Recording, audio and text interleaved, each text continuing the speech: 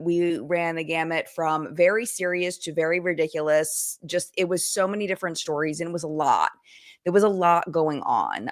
So what I decided to do today for live chat is to do something that is completely inconsequential. As far as the topic, I wanted something that was not inconsequential. That's not the right word, but something that's much more lighthearted, something that we can all kind of agree on.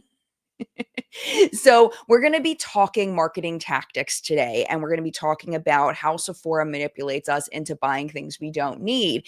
And this comes from an Instagram account called Corporate Surprises, and they have these really cute drawings, and they don't look AI generated to me. I'm hoping that they're not. The guy said that he does have someone that draws them for him, so I'm hoping that that's true. And they're just really it's interesting. I mean, some of it is stuff we kind of know before, but the way he uses different marketing language is stuff that I hadn't really thought of it quite that way. So I figured I would share it with you.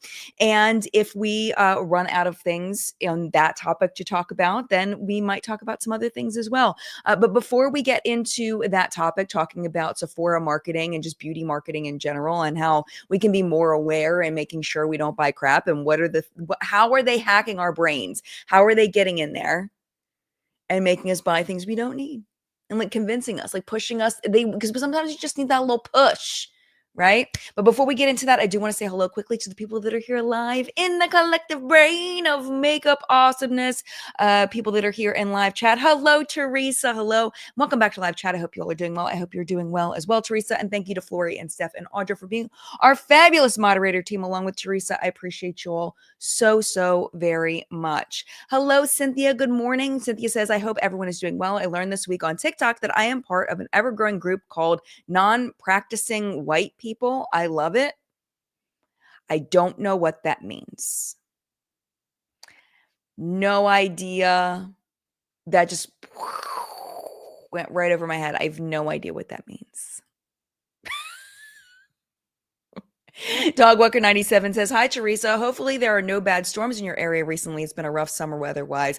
We have a lot of bad air warnings due to wildfires. Yeah, weather's been really odd this summer. I'm in Maryland, and we've had a lot of storms, a lot of rain, a lot of flooding, which we occasionally will have floods in like very specific areas, but it seems to be a bit more widespread. And in places that don't normally flood, it's been very odd. It's been an odd summer. Hello, Marie. Good morning to you. Good morning to Tracy. Good to see you. Happy Sunday to you. Ginger, hello to you. Consuelo, good morning. Hi, Anna. Anna says, good morning. Happy Sunday from the rainy Atlanta burbs. Hello to Atlanta. Hi, Tish. Good morning. How are you? Hope you're doing well. Good morning, Daniel. Hope that you are doing well. Good morning, Elizabeth. It's a gorgeous day in central Indiana. It's been really pretty like the past 2 days here. But it's been the weather's been really weird, but the past 2 days have been gorgeous. Like this morning, my husband was out on our little patio drinking coffee and doing whatever he does as far as on his laptop things, whatever. But it's been beautiful. My point is it's been really nice out past couple days. So hopefully that sticks around for a little bit. Anna, good morning to you. And Gummy, good morning to you. Anna, I do wish there was more time between the vid upload and the live. I always end up only watching the first half of the video and leaving to see this. Yeah, there's a reason for that. It used to be that What's Up and Mega went live at 9:30. We pushed it back to 9:15, and then we pushed it back to 9 for that very reason, because people were saying they wanted to watch the whole thing before live chat. I mean, I can always push it a little earlier, push it to 8:30. See, the thing is then we get into like West Coast time. Like we're talking 5:30 in the morning. I guess they're not up anyway. What's another half an hour? I don't know. You'll have to let me know. Would putting it up at 8:30 like make a difference? Because it doesn't matter to me. I can put it up whenever. So, I mean, I can put up a little earlier if y'all want me to. Lady, happy Sunday to you. And if I did not say good morning to you, good morning. Thank you so much for being here. I appreciate you. And thank you so much to Samantha for becoming a member of the Collective Brain Elite. I appreciate you so much. Thank you, thank you, thank you.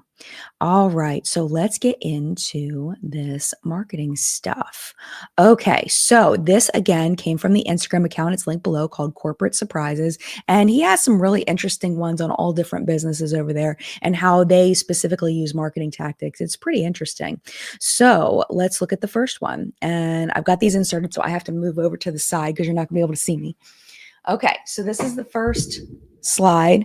You're not just buying makeup, you're being psychologically primed. Here's how their stores and site subtly hack your brain. Dun, dun, dun, dun. All right, here you go. Here's the first one. Wait, where's the first one? Hold on a second. Wait a second. Wait a second here. Where's reciprocity bias? Hold on a second. There it is. It just got out of order. Reciprocity bias. Ever walked in for one thing and left with 3 freebies? Sephora gives out samples for a reason. Research shows that receiving even a small gift triggers the urge to give back. You end up buying something to repay the favor, even if you didn't plan to. Okay, so I think that this person probably doesn't shop at Sephora very often because now, like, I read this before and I was like, oh, this is kind of interesting. And I screenshot and put up. But I think it's also like, let's be critical of these. Because is Sephora really giving you 3 samples? Not anymore. They used to. They used to give you a lot of the little little packety things. Now, like you're lucky to get like the birthday things if they're in stock. But maybe that's a pointer for freaking Sephora. That maybe they should start giving us more free samples. I feel like Ulta hasn't given a free sample in forever. They used to put, little packety things. There's a couple little packeties in there. I guess they're just expensive to make. But yeah, I mean, this makes perfect sense because you feel like it builds that brand loyalty of repaying the favor. Like you want to build that brand loyalty. Like that makes sense. But I feel like Sephora isn't really like giving out free samples that much, except for the birthday gift. Sororian says, jokes on you, Sephora. I haven't been in one in over a year. They've never given me anything except the birthday gift. Yeah, exactly. Yeah, I don't know. Yeah, this is Nathan. That's exactly the point of all this. I don't think it's meant to be critical. I think it's just meant to be like bring awareness. So Nathan's like, wait, not the marketing team doing marketing stuff. Yeah, I don't take this as like being a criticism of Sephora. I don't think that it's like a bad thing necessarily. It's just something to be aware of. Um, yeah, so a lot of people are saying they want What's Up in Makeup at 8:30. Okay, no problem. Not a problem to me. Let's move it up. Let's bump it up to 8:30. An hour before it used to be. That's fine. Hey, whatever's better for y'all. Okay. I appreciate that feedback because I will totally do that. Mary said, did they stop samples with the mail order? I haven't ordered anything from Sephora in a minute. So y'all have to tell me if you still get little samples in your order. I think the last time I ordered from Ulta, last few times they didn't give me samples. But yeah, this little snacks, I feel like at Costco, that keeps me shopping. That makes me feel like, yes, I want to come back here because they gave me a little bite of a pretzel with some mustard on it or whatever it was. A little cheesy pretzel or something. Yeah. Okay. Tish says they only do it online, not in store anymore. Gotcha. Gotcha. Okay. So let's go to the next one because I feel like this is true that you can kind of like build that brand loyalty through free samples, but Sephora isn't really giving out the free samples like they used to. All right, let's go to this one. I think this is number 2. I just realized they're out of order, so I may end up clicking around a little bit. Number 2, social pressure. Ever notice how Sephora staff always checks in? Need help finding anything? Can I set up a basket for you? Want to try this on your skin? It's not just good service, it's subtle pressure. See, now I'm like reading these. I don't know if I agree with that because I feel like at least at my Sephora, they don't bug me.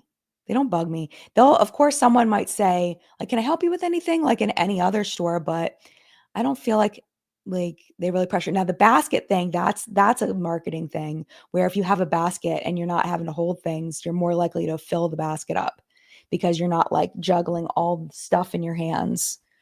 So like the basket thing is definitely like a way to get people to spend more money. But It's the same thing with like fitting rooms. And they say, can I put that stuff in a fitting room for you? It's not just a courtesy. It's to get you to like fill your arms up with more stuff, to try on more things. So yeah, I mean, my Sephora doesn't bug me. I don't know about your Sephora's. My Sephora doesn't bug me. Yeah, I'm like that too. Nathan says, raise your hand if you'd like to be alone when you shop. Yeah, I don't really like a lot of interaction either. Like I used to have a person at Sephora that I would like go see every time I went to Sephora, and I would find her and we would like talk about what was new and stuff when I was doing like deep in reviews. I want to say it was like maybe 2016, 2017. And she was like the only person that I ever talked to. When I went in there, I was like, "Where's my person? Okay, tell me what's new. What you got? What you got this week?" And it was fun. So, Elizabeth says, "Not Sephora staff doing their job." I know. Yeah, and I feel like this is well, but I think Sephora encourages them to do this for a reason because it is kind of like pressure. But honestly, like, do you? Okay, so this is a genuine question. When you go into a store and someone says, can I help you? Do you need anything? Like, can I help you find anything? Do you feel like that's making you want to buy more? Like that you want to like socially impress the Sephora employee by buying things? Because I don't think I've ever felt like that. And I'm pretty like open to impression in that way. And I don't think I've ever felt like I needed to buy something because I wanted to impress a Sephora employee. Now I'm starting to like really question this, but it's still an interesting topic. I just glanced at this. I should have looked a little more carefully. So, yeah, Sasha Ghost says, "In the UK, staff doesn't ask as much. It can come across as overly friendly and makes people leave the shop." Yeah, I feel like that's a cultural thing too, but I feel like in the UK, it's much less, like, smiley. Like, in the UK, you have to tell me culturally, like, if I'm in the grocery store and I'm in line, would it be inappropriate for me to smile at the person that's behind me or in front of me? Like, and like or like to like casually engage them in conversation like, "Oh, are those cheese curls good? I've never tried those." Like, would that be inappropriate in the UK? Or wherever you live if you don't live in the US, or if you live in a part of the US that maybe is different than where I live, because 'cause we're like many countries in one, at this point especially. So, yeah, I think that definitely changes per culture. So interesting. Anna says, "This might be the Chinese side of me, but I don't like buying 4 things. It has to be 3 items or 5 because 4 is an unlucky number since the number sounds fairly similar to the word being unalive." Interesting. Interesting. I'm like that with 13, but I don't count my items. I don't ever count my items. But, like, when I'm taking screenshots for what's up in makeup and, like, my face or whatever, like, for the thumbnail, I can't have 13 of them. I have to have either 12 or 14. Isn't that weird? But I never count my items. That's so interesting. Okay. Trula says, no, it doesn't make me want to buy things unless I'm in there for something specific, such as my House Labs foundation when I was shade matching. Yeah. Yeah, I don't know. Loved Again says, as a neurodivergent person, I keep getting bothered by sales staff and it makes me want to leave. See, you know what I wish? I wish that they had 2 baskets. They had one that had a red and one that had a green like strip, kind of like at the Brazilian steakhouse where you have the red side, which means don't bring me any more meat, and the green side that says bring me more meat, or like the Forrest Gump restaurant that has run Forrest run and stop Forrest stop. Like I wish they had that with baskets at Sephora where you could like somehow like flip a thing on your handle even maybe that says it's like okay to talk to me, it's not okay to talk to me. Like if it's on red, then don't talk to me. If it's on green, there has to be like I'm okay, like I might need some help. Flip to green. I want to be left alone. Flip to red. And I think that'd be better for employees too, because then they would know, you know, then they wouldn't end up bothering someone they didn't want to bother and avoid like an awkward social situation for them too. So, yeah. Dieti says, when I worked retail many moons ago, checking and a lot of interaction was a way to increase sales and prevent theft. Interesting. So you felt like it did increase sales. Well, I guess like depending on the store, like if you checked in on someone that wasn't sure, that would increase sales because then you could educate, and help them and guide them instead of them just being confused and walking out. That makes sense. All right, let's go to the next one. We're 15 minutes in. We're making good time. Okay, where's the next one? This may not be the next one. We'll see. Okay, see, this was the first one I was going to show you. They're all out of order. Okay. What's this one? We're looking for number 3. Number 3. Yay. Okay. Artificial constraints plus urgency. Limited edition while supplies last, only online. Sephora leverages scarcity despite desire. When products are framed as exclusive, your brain experiences anticipatory regret, a fear of missing out. Translation, you buy faster and more. I do think that this works on me, but I think every company does this. I don't think this is like Sephora. I think every company does this. I don't know. I can't think of a single company who doesn't use this. But yeah, I mean that's definitely it. And we've all been in a situation, I feel like, correct me if I'm wrong, but I feel like we've all been in a situation where we didn't buy something and then we were like, crap, I should have bought it. Should have bought it. Ah. So you don't, and it's not a good feeling. It's not a fun feeling. So of course we don't want to miss out on stuff, but I mean, that's just the way all that stuff works. Yeah. Oh, lady says, is it bad that I don't FOMO? No, that's good. That's really good. Yeah, I agree with Gummy. Yes, that's marketing in general. Agree. Morgan, I don't usually go in and browse. I go looking for something. So I usually get one or two employees helping me. Yeah. I'm a browser. I will go into an Ulta Sephora with no plan. Very much so. All the time. All the time.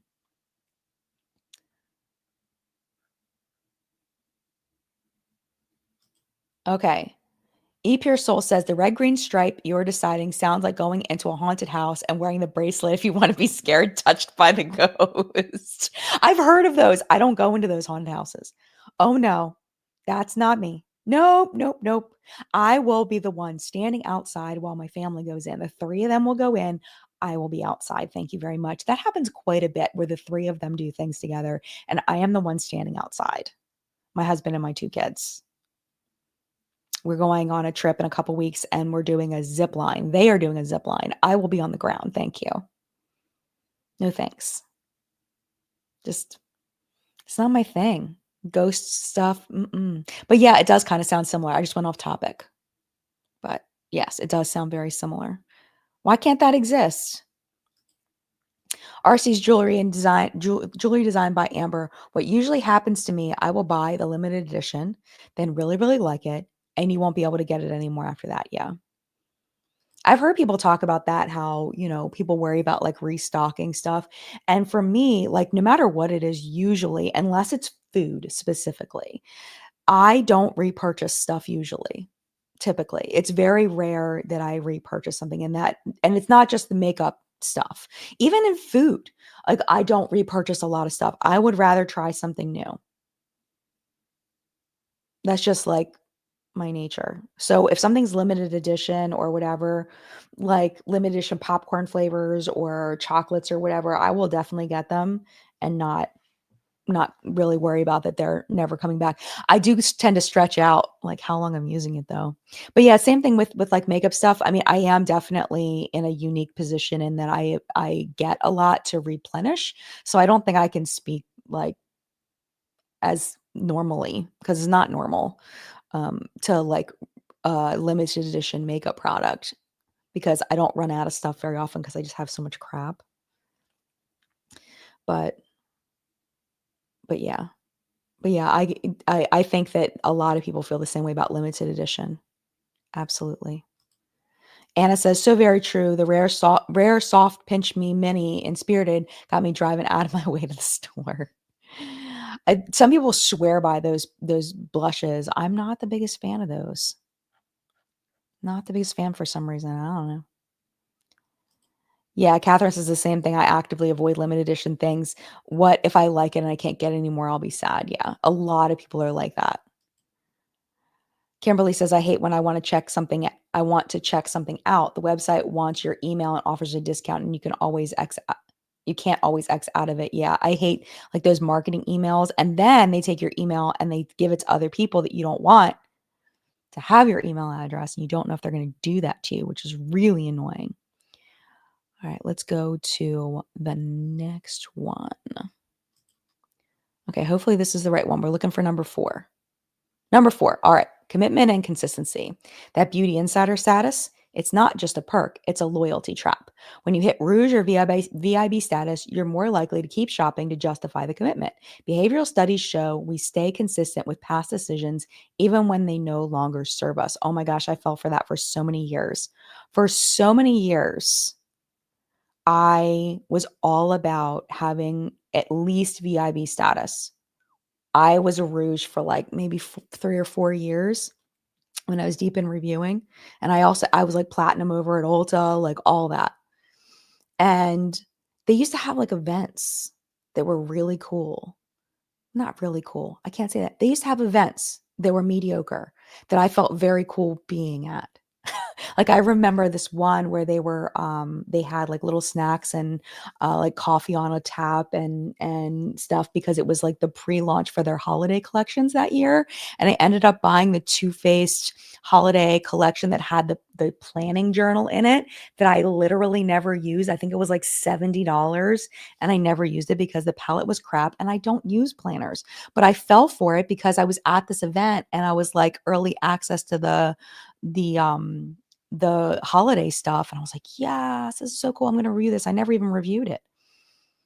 I ended up giving the planner away. And I think I threw the palette away because it was just crap. It was terrible. So like I fell into that for years, the status thing. And then I like woke up one day and I was like, this status thing doesn't do anything. Like there's nothing about this status that is worth it to maintain. Nothing. Like free shipping, the extra that I'm spending in order to get the status to get free shipping far outweighs what I would pay if I just paid for shipping. Far outweighs. Like, this is the dumbest thing ever. Why am I doing this? So I stopped. But if you love it, like, please don't think I'm judging you. Like, you do whatever you want. Like, that's all totally up to you. Like, I love you being you. Like, do what you want. But for me, I learned that beauty insider status is complete. I'm going to cuss. Bullshit. Bullshit, bullshit, bullshit. Ulta Beauty too, but Ulta, I feel like you at least get a little bit more stuff. Oh, they do still have events, Drama Magnet says. I don't know because I'm not anything anymore. I'm not inside. I'm a beauty insider, and I am whatever the lowest level is of you have my email. That's what I am at Ulta and Sephora now. Did you love it? Mons love the Too Faced holiday planner set. Really? I wish I'd given it to you. You could have another one. I did give it to a good home though. Les says beauty advisors are there to accompany customers when help is not offered. The store reviews are bad. Interesting. Interesting. Dolphins Girl says sometimes I order or purchase an indie brand once they get into Sephora Ulta just to support them, but typically I go straight to the brand site. And you know what's interesting about that? From what I've heard, like I don't know. See, this is the thing. I don't know. I don't want to say this, but there is something to be said about ordering from directly from the brand website because they do get more profit from ordering from the brand website. But also, if they don't have sales at Sephora, they'll drop out. So it's like, who knows what's better, actually? I don't know. I don't know the answer to that. Because you want to see them succeed at Sephora, but at the same time, they're making so much less money when we buy it through Sephora or Ulta. So I don't know. I don't know what the right answer is to that. That's interesting. That's something to think about. I would love to know the answer to that and find that out. I need to seek that answer out because I'm sure that I could ask somebody and find that out. Somebody that actually knows the answer. Nirvana Aquatics. I love that. Honestly, the only loyalty program I get excited about is the Iris Community Point System. I don't even know what that is. You actually get cool stuff in there. Oh, Iris, the app. That's cool. I think I might have done a sponsorship for them a while back, but I didn't end up, like I used it for like a little while and I enjoyed it for a little while and then I stopped. Like everything in my life, I just stopped and I never did a sponsorship with them again because I don't want to promote things that I'm not actively using. I was using it in that moment. But that was a long time ago. That was like 2 years ago. It was a minute ago. But that's good to know that they're doing good things with their community point system. I love that.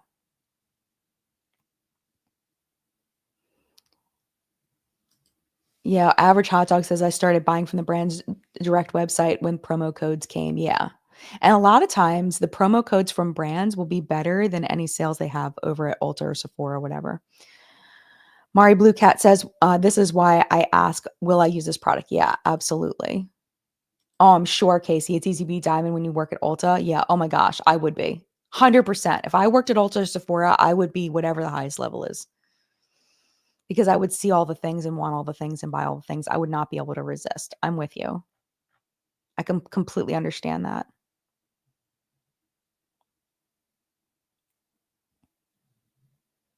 All right. You ready for the next one? Okay. We're going to zip through this topic so fast. What are we going to talk about after this? We'll have to find something. Okay. Number 5. Price anchoring. $58 for foundation starts looking reasonable next to a $130 serum. Sephora ranges products so luxury anchors set your mental price baseline. Even minis positioned as affordable are priced high per ounce but feel like a steal in comparison. That's kind of interesting. I never really thought about this. You'll have to tell me what you think about this one because I've never really thought about this one. How like you end up justifying something that's like $30 because at least it's not as expensive as the $60 thing or the $70 or $80 thing. I mean, I think that that's a good point that I never really even thought about. I mean, again, that's not something that's exclusive to Sephora, but that's kind of interesting. Sephora ranges products so luxury anchors set your mental price baseline. But if you don't have $58, you're still not going to buy it. You know what I mean? Like at $58 could still be out of your price range. So that's not going to work on everybody. But the mini thing, I think that's a whole nother thing. The mini thing positioned as affordable are priced higher per ounce, but feel like a steal in comparison. Yeah, some of those minis, you don't get hardly any product. I remember the Laneige minis had like a dollop in them. Those little Laneige minis, people were so mad in the reviews for the holiday sets with all those like things. But people, I think that having done price per gram for years, I feel like I'm kind of immune to that at this point because I like was so hyper focused on it for years. But I would imagine like if I hadn't been hyper focused on it for years, I would think that the minis were a better deal. I think a lot of times though with minis, it's more about having the opportunity to try something that's out of your price range. So if something's $58 and there's no way in hell I'm paying $58 for it, but they have a mini for 20, at least I get to try it. At least I have to get to have the experience, even if it's a shorter lived experience, I still get to try it. So that's why I'm all about the minis, like those mini sets that Sephora sells. Like those are amazing because not only do you get to try a bunch of stuff, but the price per like if you just buy like let's say I buy a Fenty Gloss Bomb Mini, right? It's going to be more expensive than the full size as far as price per milliliter or whatever. But if you buy it in one of those sets, usually the price of the set is significantly less than if you had gotten the same amount in the full sizes. I don't know if that even makes any sense of what I'm saying, but they're really a great value to try so many things. So those mini sets are actually really good as far as value goes for the most part. I can't say every single one, but every one that I've ever seen has been an amazing value. But buying the little minis on their own, I feel like the motivation needs to be, do I want to try this product? Is it worth this price to try this product? Because yeah, it's gonna be higher per ounce, but it's not like it's I don't feel like I think the thing is it's a steal in comparison. I think that it's just the desire to wanna try something that's out of your price point, my price point. Can't speak to your price point, but my price point. This is another great point. Anna says, "I prefer minis because I will rarely use a full size all the way before my skin decides it doesn't like it anymore." Yeah, absolutely, and then me with my chronic boredom with everything. I get bored with things so fast that, like, by the time I'm done with a mini, like, I'm done. Like, I'm good. I'm solid. Elizabeth says, "Not all prices seem high. It's more the $24 stuff that starts to seem cheap. Rare is so smart with their pricing." Yeah. Yeah. Like, to, like, have something that feels like it's trendy and popular and have it not be $58 is nice. I am so all about, just a little off topic. I'm so excited for this new Rare Beauty fragrance. I bought the whole skincare line and did a review of it when it launched, the body spray and the hand lotion and all that stuff, and like the little essential oil. I love that scent. I still have like a quarter of that body spray left and I love it. I put it on after the shower. It just smells like fresh, clean amazingness. So I'm really excited about the new Rare Beauty fragrance. But I'm not buying it online. Heck no. I'm going to the store. I'm very fortunate I live close to a place where I can go get it. And Dogwalker97 says, for Sephora, product placement is huge. Brands pay for strategic product placement. Also, brands owned by LVMH, which also owns Sephora, get favorable placement, in my opinion. Definitely possible. And also the Kendo brands, that are owned by LVMH. Yeah, so it's not just like the LVMH parent company, but also the Kendo brands. Yeah, 100%. And also, I think it's the brands that are just crushing it. Like, I remember when Makeup by Mario was freaking everywhere because they were just crushing it. I don't know if they are as much now. I feel like they've kind of faded out a little bit, which is sad because Mario seems like a really nice dude, man. I met him in a live stream once and he knew who I was and I fangirled so hard. I was like, what? How do you, how, he like referenced me in the live stream. I was like, I about lost my mind. Are you kidding me? Kidding me right now? Is this my life? How? But anyway, he seems like a really nice dude. All right, let's take a little bit of a break. Make sure I remember where we're at. I think we have 2 slides left. And let's talk about what's on my face real quick. Just real quick. Okay, so one thing I want to, I'll probably mention this in What's Up Makeup because I think they deserve it. Benefit Professional Foundation. Okay, so I shit pretty hard on this because it's a medium to full coverage foundation that they launched in the summer, and I thought that was absolutely ridiculous. And I was never going to buy this in a million years. They did send it to me in PR.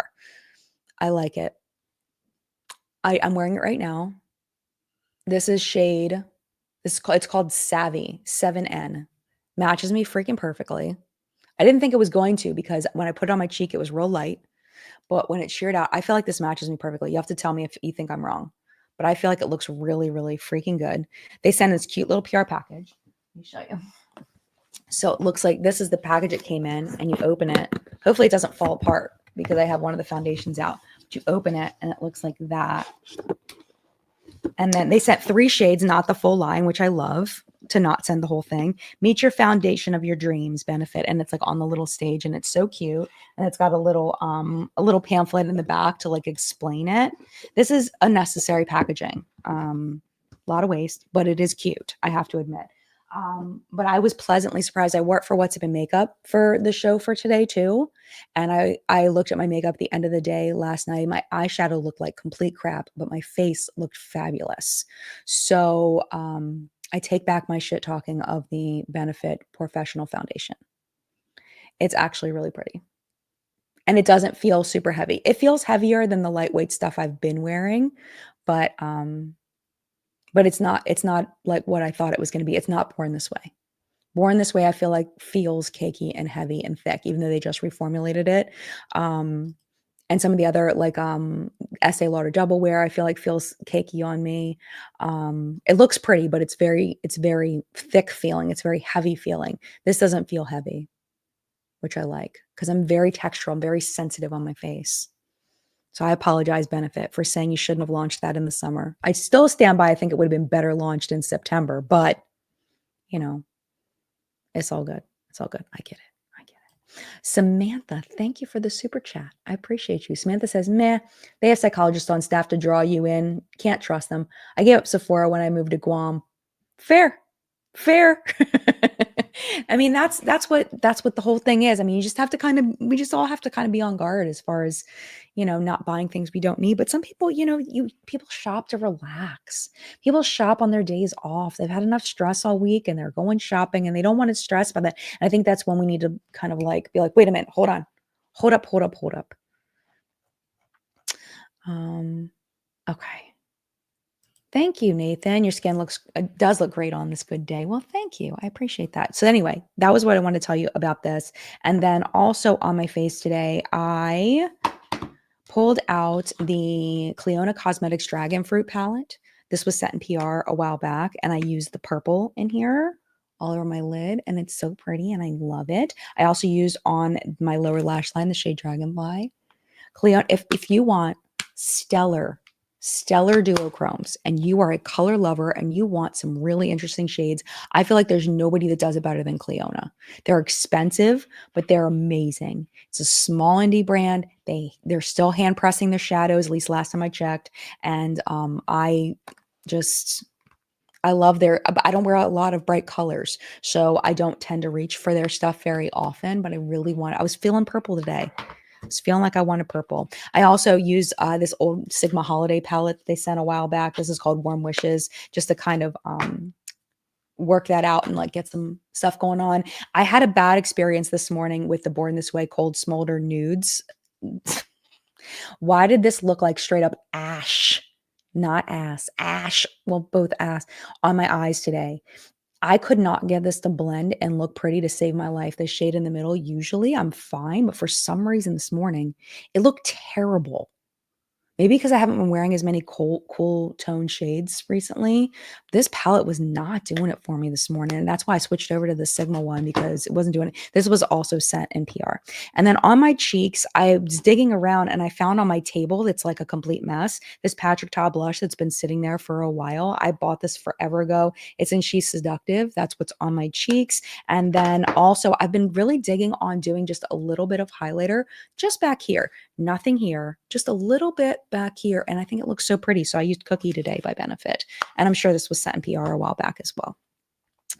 Sorgen says, Born This Way is an amazing formula for my skin. So it's interesting how we have different experiences. I'm not, okay, so to clarify, I do not think Born This Way is a bad foundation. It's not bad. It's just thick and heavy. It's just heavy. And I don't like the way it feels. And also it creases up in my lines really bad. Like really bad. So I think somebody with a different skin type and without forehead wrinkles would probably love it a lot more. And also somebody that's not so textural, because I don't like heavy stuff on my face. Oh my gosh. So Tiffany, I have a story before we continue. Tiffany says Cleona nail polish is effing fantastic. Okay. I have a story about Cleona nail polish. So Creators and Friends, Cleona Cosmetics came, the two founders, their sisters, came to Creators and Friends. And they had a little class thing where they had us make nail polishes. They gave us a bunch of pigments to play with. And then they had us make nail polishes.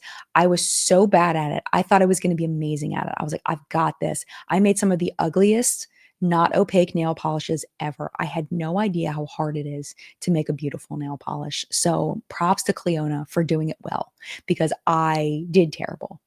It was awful. It was so bad. But they do make some gorgeous, gorgeous, gorgeous nail polishes. All right. So let's get to these last two. Okay. All right. So Sorgen says I'm oily AF. So just to clarify about the Born This Way, and have a lot of hyperpigmentation. I like to cover. So Born This Way has my back. That makes so much sense because we have very different skin types. So I am not oily. I am like normal, maybe a little dry in the winter. I don't have a lot of hyperpigmentation. So we are very different. So it makes sense we would want different foundations. So this is the tip to you. Never listen to my foundation recommendations. Don't listen to me. If I say something's good, don't listen to me. Don't ever, because I mean, I guess I could tell you like the qualities of it, because like this has some coverage. Let me just show you the coverage on this.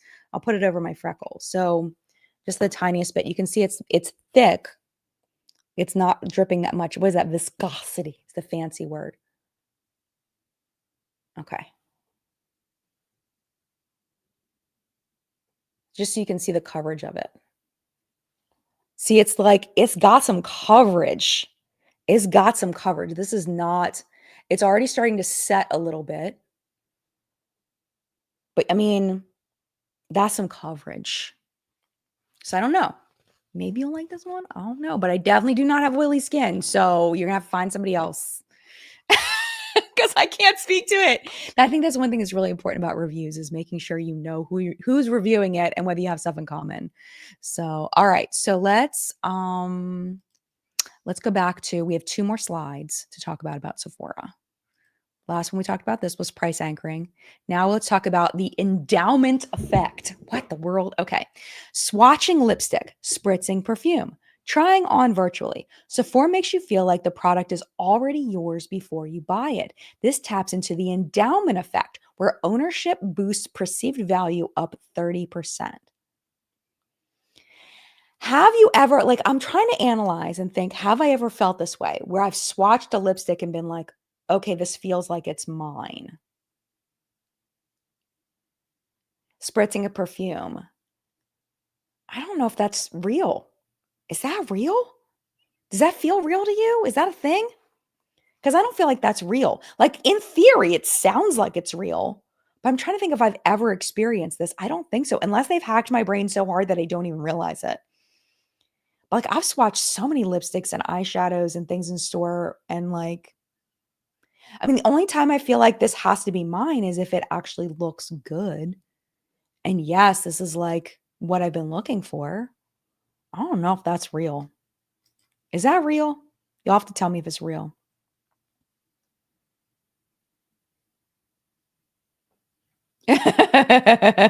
Samantha's like, how do you perfume virtually? I think they're saying trying on like the virtual, I think they're three separate things: swatching lipstick, spritzing perfume, or trying, they have all those like apps and stuff, like all the like virtual try on stuff where you can like put a lipstick on or whatever, or a foundation color. Because I think the benefit, the Born This Way foundation has that. Not Born This Way. The Professional foundation, I think they have that where you can like try it on a picture. So I think that's what they're talking about. But that is really funny the way they worded it. I can see why you interpreted it that way. Yeah, Sasha says, for me, getting to test makes me want it more, even if the formula is not for me. Interesting. Interesting. Yeah, Ooh says no. Breezy, no. I feel like I get fewer things when I swatch and try them in store, to be honest. Yeah, I feel like I'm the same way. And trying out a product lets you visualize what your life is like when you use it, put it on. Yeah, that makes sense. I think I'm more like that with clothes. That's the way I'm with clothes. Like if I try on a shirt and it looks good and I'm like, it feels like it's already mine. Like I need this in my closet. But I don't know if I feel like that about makeup. So maybe it's just a me thing. Yes, exactly, Kirsten. Not necessarily mine, but more like bingo, I found it. Rena's like, nah. Jan, no, if you haven't given them any money, it isn't yours yet, but they will try hard. Yeah. Jessica, do they use the same type of beauty filter with virtual try-ons to assume the sale? Maybe. I don't know. Definitely possible. Raphael, hi. Thank you for the super chat. Raphael says that happens with clothing, not makeup. Yeah, that's the way I feel.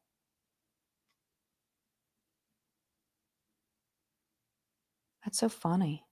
Interesting. Okay, let's go to the last one. Actually, before we do, let me show you how this foundation dried down on my hand so you can see the finish. You see that? So it's like a satin, get my eyeballs out of there. It's like a satin finish. It's really pretty. Like I'm looking at it in person. I would say it leans more matte than anything. Definitely. It's definitely not dewy. Absolutely not. Not dewy at all. Satin to matte is what I'm seeing on my hand. So just figured I would let you know. All right, next one. Last one. Here we go. Fun fact: Sephora's mirrors are calibrated to flattering lighting. Why? Do we need to be explained why?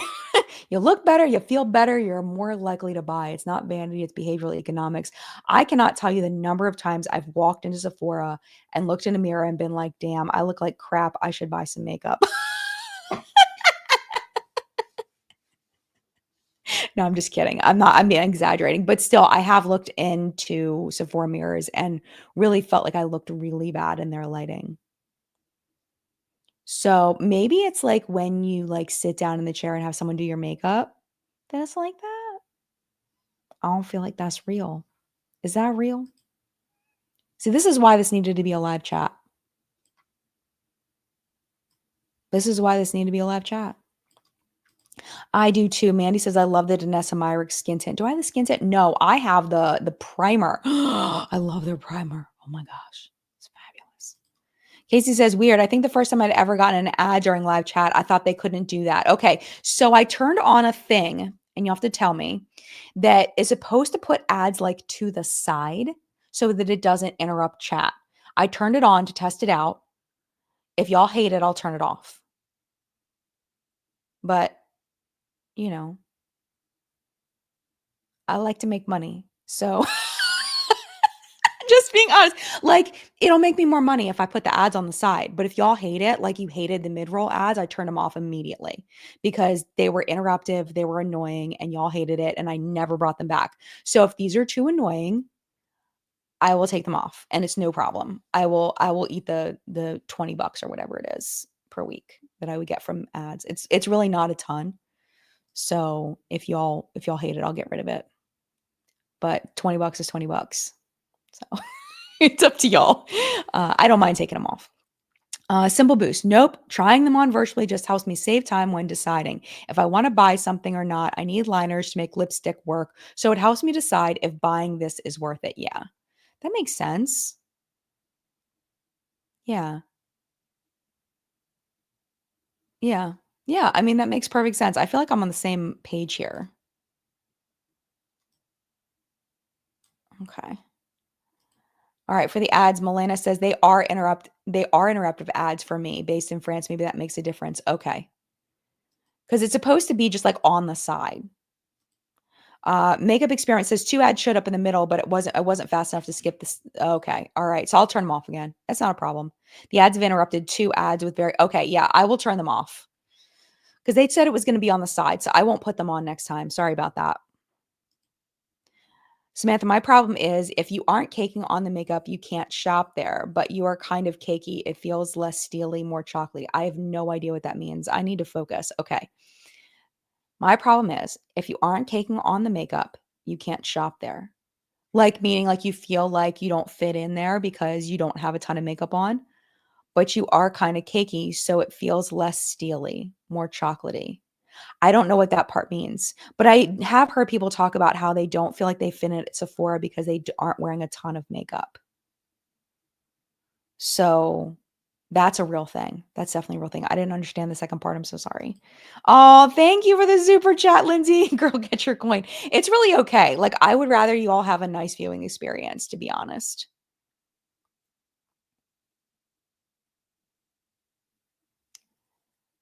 Okay. Interesting. Okay. All right. Let me pull this off. That's the last one. As far as the mirror, I never even look in the mirror like at Sephora because I'm not putting stuff on my face from the testers.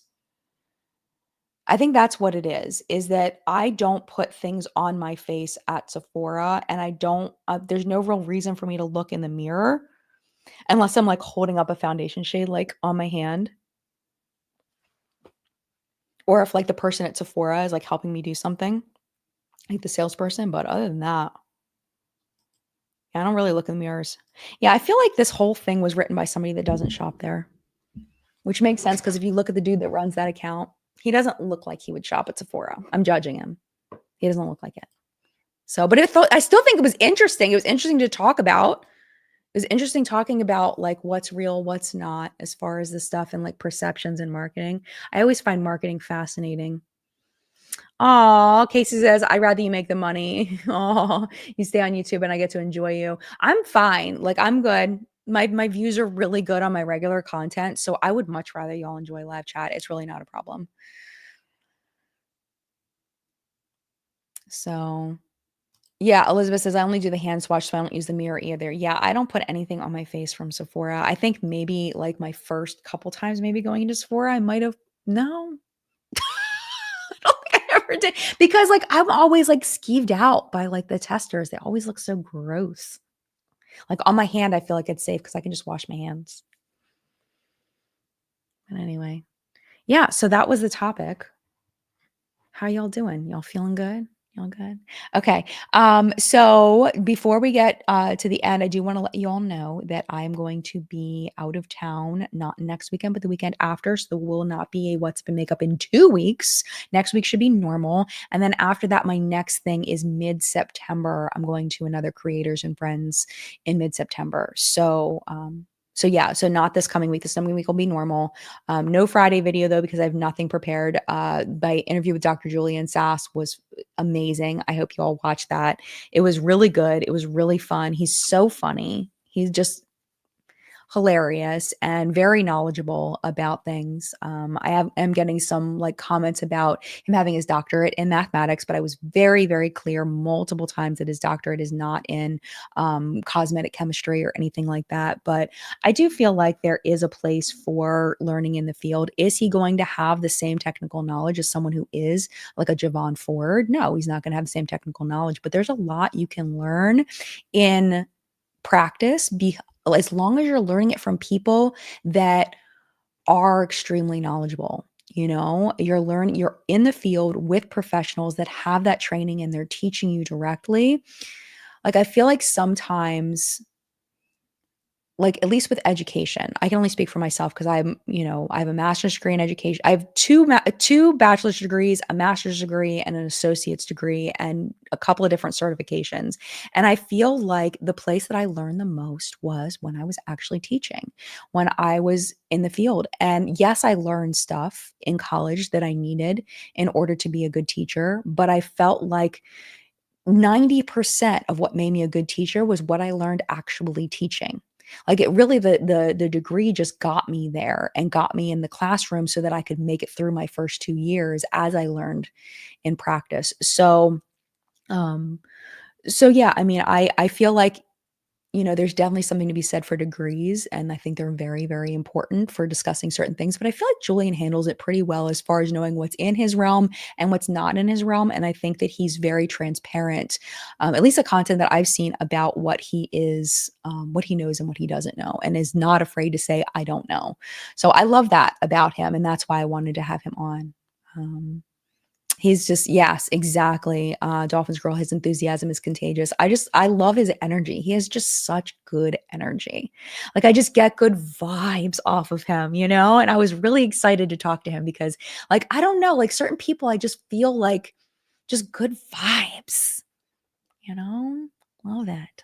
Love it. So anyway, if you want to go check out that interview, it is available now, and we talk about the Trisha Paytas stuff that happened with I call it Dr. Charlotte Wilson that has her honorary degree. See, that is not the same. Getting an honorary degree is not the same as training under professionals. But yeah, it was really interesting to get his perspective on the things that Charlotte was talking about. Oh, by the way, if you watch the Trisha Paytas video where, basically if you didn't watch it, Charlotte that formulated Trisha's skincare line would trained herself. She said she specifically calls herself the skin god. And she says that her gift of skin is from God, that's where she gets her ability to formulate products and treat things like eczema and psoriasis. But she has no formal training at all. She has not trained under anybody with any qualifications. I mean, she says specifically she has no training.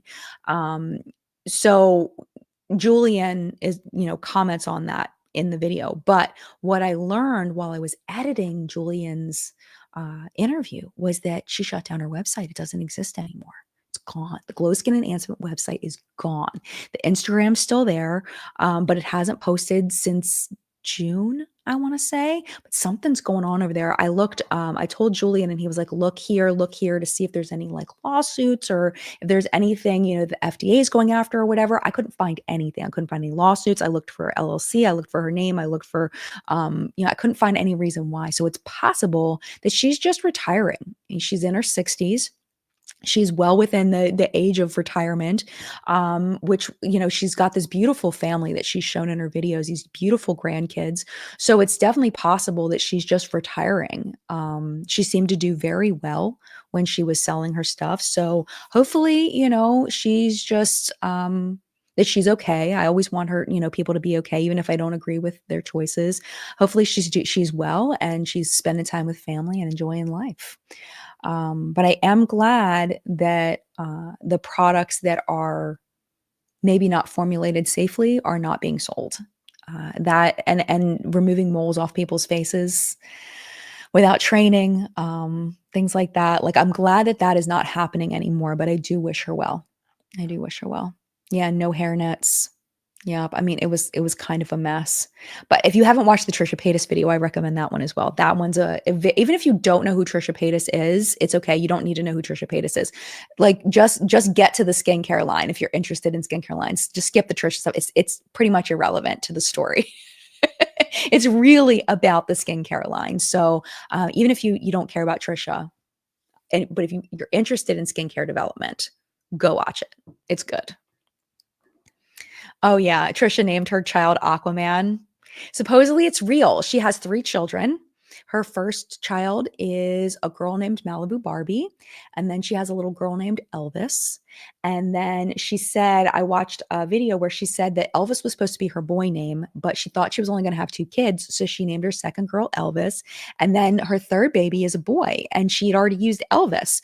So they were like, "Well, what should we name this little boy?" And they have like both of them have like a connection to water where like their husband Moses was something like feels like they are like part water, like that they like have this connection to water. I don't know. And then there's like a Jason Momoa reference. I don't know. Anyway, so supposedly they really named their baby Aquaman. And if they don't want to, they don't want to anybody to call him Aqua, it's Aquaman. So in my heart though, I kind of like was thinking, well, maybe these are like stage names for her kids. Maybe it's not really what people call the kids in real life, that this is just like nicknames, names for social media, which I think would be really nice for the kids to have those like fake names. She's so well known. She's so well known, and I worry about, kids and their privacy and all of that.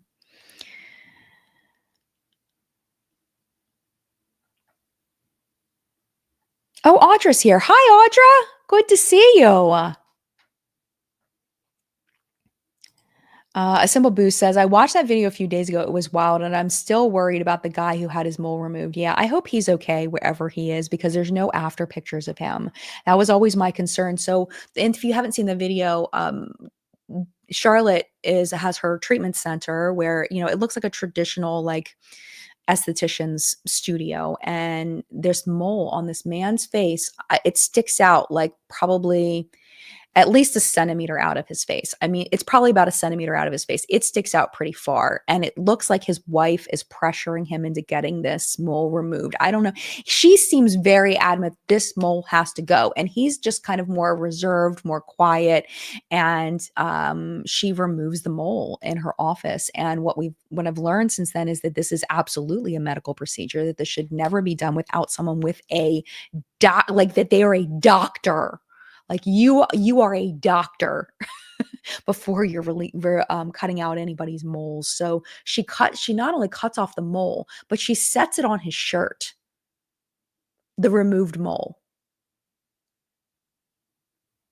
Like, what? I can't even. So I'm just really glad that that has stopped. At least it seems like it has stopped. The website is stopped. So I don't know if she still has her location or what. What's Teresa talking about? Oh, yeah, talking about people in personal bubbles and stuff. Yeah, I don't like people in my personal bubble either. So, yeah, Lady Skit says, yeah, these moles are supposed to be done by a doctor. I had a friend who had one. Yeah, absolutely. And I would imagine, like, if you cut off a mole, you're cutting off an entire piece of skin. I would imagine that would scar. Like, that would just leave a hole. Like, you would just have a wound, like a big, just circular wound, and that would scar, right? Because she doesn't show it after on his face. Like, he's looking in the mirror and he's like this, and you can't see it, but he's looking at it like, I just hope he's okay, wherever he is. Alana says, my mom had melanoma moment taken off. Go to the doctor. Yeah. And one thing I learned from Julian, which I was under the impression about black, dark, very deep skin tones and skin cancer. And he said, and I like looked it up afterward to learn more about it. And he was like, yeah, black people don't really get skin cancer. I was like, really? Like I thought that it was that black people did get like that the melanin in the skin didn't protect people with deeper skin tones from skin cancer, but apparently it does. It's just there's certain like anywhere where there's lighter skin, like the soles of the feet, the palms of the hands, stuff like that are more susceptible to skin cancer. But there are other skin cancers you can get that are not UV induced that Black people are more likely to get. But then he was talking about, hyperpigmentation and things like that, anti-aging, and all the other reasons to wear sunscreen as a deeper skin person. And I found that part of Julian's interview absolutely fascinating because that was stuff that I did not know that I'm going to research more and become more educated on thanks to that interview. And I love that because I don't know why I just assumed that like, I mean, yeah, like I knew there was a level of protection in the melanin, but I didn't realize that it was that big of a disparity between lighter skin and deeper skin as far as skin cancer rates. So I learned something new. It was a great interview. It was a great interview. All right, I got to go and I got to let my moderators go, but thank you all so, so much for being here. I appreciate you. Next week is going to be normal. I am working on figuring out what my next deep dive is going to be. I have a couple of ideas of what I might want to do, but I haven't settled on anything yet. So hopefully in the next couple of days, I'll settle on it and start my research on it. But yeah, I hope you all have a lovely, lovely rest of your week. Mad love to you. And I will see you in a video very, very soon. All right, bye.